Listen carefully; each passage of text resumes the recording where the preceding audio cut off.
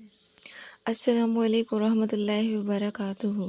آج ہم بات کریں گے ایک بابرکت رات کی، مغفرت کی رات کی، دعاؤں کی قبولیت کی رات، نیکیوں کا خزانہ، یعنی کہ شب بیرات کی رات۔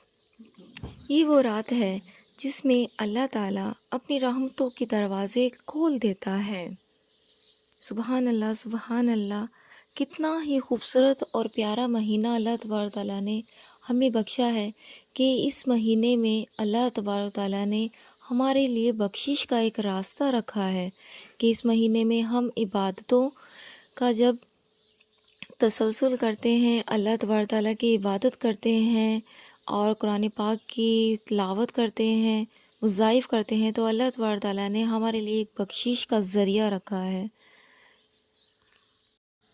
اللہ عز و جل اس مہینے میں رحمت کے 300 دروازے کھول دیتا ہے۔ اس ماہ مبارک کی عظمت اور بزرگی کے لیے تو اتنا ہی کافی ہے کہ ہمارے پیارے پیارے میٹھے میٹھے آقا حضرت محمد مصطفیٰ صلی اللہ علیہ وآلہ وسلم نے ارشاد فرمایا کہ شعبان میرا مہینہ ہے۔ سبحان اللہ، سبحان اللہ، شعبان آقا کا مہینہ ہے اور رمضان میرے پیارے اللہ عز و جل کا مہینہ ہے۔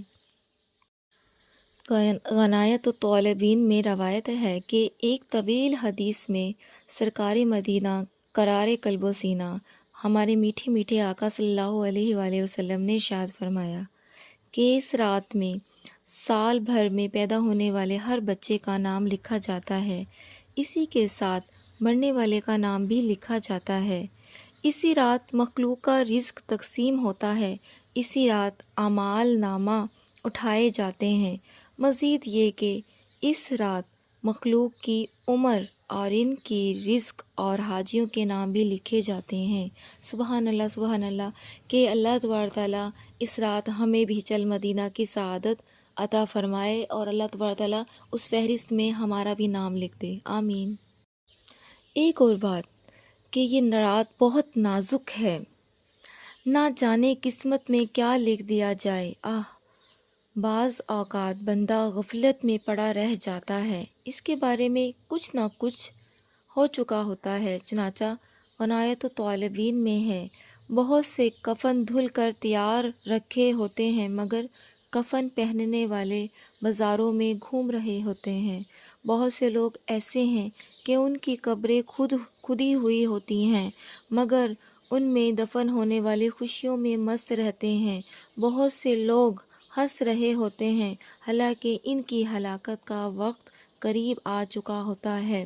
ہم غفلت میں اپنی زندگی گزار رہے ہوتے ہیں، عبادتوں کی طرف اپنے آپ کو نہیں لاتے، نمازوں کی باقاعدگی نہیں کرتے، قرآن اور حدیث سے اپنی زندگیوں کو نہیں استوار کرتے۔ اللہ تعالیٰ ہمیں اپنے پیارے محبوب دانۂ غیوب صلی اللہ علیہ وآلہ وسلم کے بتائے ہوئے راستے کی طرف چلنے کی توفیق عطا فرمائے، ہمارا سینہ باغ مدینہ بنائے، ہمیں دین پر استقامت عطا فرمائے۔ اللہ تبارک تعالیٰ ہمارا حافظہ مضبوط بنائے۔ اللہ تبارک تعالیٰ ہمیں ہر برائیوں سے دور رہ کر ہمیں دین پر چلنے والا بنائے۔ اللہ تبارک تعالیٰ ہمیں اپنے والدین کی خدمت کرنے والا بنائے۔ اللہ تبارک تعالیٰ ہماری بخشش عطا فرمائے۔ اللہ تبارک تعالیٰ نے جب فرمایا کہ 2 نفل رکعت اس رات پڑھنے سے میں بخشش عطا فرماؤں گا، تو پھر ہم کیوں غفلت میں پڑے ہوئے ہیں کہ ہم کیوں نہیں سوچتے، ہم کیوں عبادتوں سے دور ہوتے جا رہے ہیں؟ آیا کہ ہمیں سوچنا چاہیے کہ ہم کیوں مصیبت اور پریشانیوں میں گھرے ہوئے ہیں، کیونکہ ہم اپنے دین سے دور ہوتے جا رہے ہیں، ہم اپنے دین کو فالو نہیں کرتے، اس لیے ہم مشکلات اور پریشانیوں میں مبتلا ہو جاتے ہیں۔ ہمیں چاہیے کہ ہم اپنے دین کے بتائے ہوئے، نبی پاک صلی اللہ علیہ وآلہ وسلم کے بتائے ہوئے طریقے کے مطابق اپنی زندگیوں کو گزاریں۔ ہم اللہ اور اس کے رسول کی بتائے ہوئے ان کے نقش قدم پر چلنے کی توفیق عطا فرمائے۔ اللہ تبارک تعالیٰ ہماری صغیرہ کبیرہ ظاہری باتیں جو جان بوجھ کر کیے، جو انجانے میں کیا، ہمارے تمام گناہوں کو معاف فرما کر ہماری بخشش فرمائے۔ اللہ تبارک تعالیٰ ہمیں چل مدینہ کی سعادت عطا فرمائے۔ اللہ تبارک تعالیٰ ہمیں اپنے والدین کی خدمت کرنے کی توفیق عطا فرمائے۔ جتنی بھی ہماری زندگی ہے، اللہ تبارک تعالیٰ اس زندگیوں میں ہمیں دین پر چلنے والا بنائے۔ میری تمام بہنوں کو اللہ تبارک تعالیٰ با پردہ رہنے کی توفیق عطا فرمائے۔